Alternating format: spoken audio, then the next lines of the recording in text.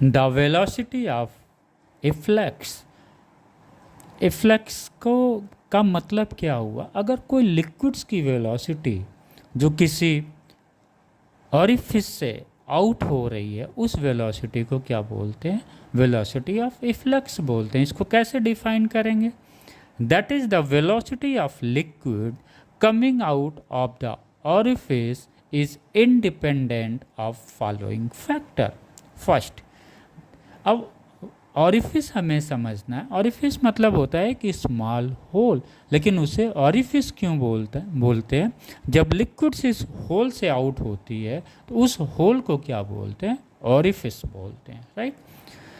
ये डिपेंड नहीं करता है वेलोसिटी ऑफ इफ्लक्स किन किन फैक्टर्स पे, उसे हम नोट डाउन कर लेते हैं। पहला फैक्टर है the nature of the liquids पे नहीं डिपेंड करता है। अगर नेचर ऑफ द लिक्विड्स भी बदलेगा तो वेलोसिटी ऑफ इफ्लक्स नहीं चेंज होगा, राइट।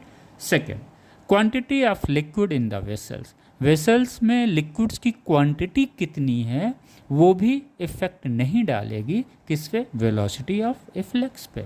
थर्ड पॉइंट, ये इंपॉर्टेंट है, द एरिया ऑफ ऑरिफिस, यानी ऑरिफिस का एरिया बड़ा हो या छोटा हो उस पर भी the velocity of efflux depend नहीं करता है, राइट। तो ये तीन फैक्टर्स हैं।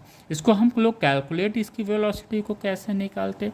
By applying the Bernoulli's theorem, right. उसके फ्री सरफेस पे, यहाँ पे हम बर्नौलीज थ्योरम लगाते हैं। फ्री सरफेस पे जो लिक्विड्स है, फ्री सरफेस पे के जो इनसाइड जो लिक्विड्स है, वो लिक्विड्स की वेलोसिटी इनिशियली कितनी होती है?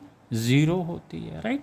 और यहाँ पे जब डेप्थ में हम आते हैं फ्रॉम सरफेस, अगर ये हाइट h पे डेप्थ पे आते हैं, कहाँ से? फ्री सरफेस पे, तो इस फ्री सरफेस पे क्या होता है? एक फोर्स एक्ट करता है।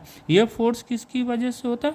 Due to the pressure of the liquid होता है, और इस फोर्स की वजह से एक वेलोसिटी जनरेट होती है। इस वेलोसिटी को हम क्या बोलते हैं? द वेलोसिटी ऑफ इफ्लक्स बोलते हैं, दिस वेलोसिटी, राइट। इसको हम लोग अब कैसे करते हैं? यहाँ पे हम फ्री सरफेस पे बर्नौलीज थ्योरम लगाते हैं, राइट। फिर हम इस ऑरिफिस पे बर्नौलीज थ्योरम लगाते हैं, राइट।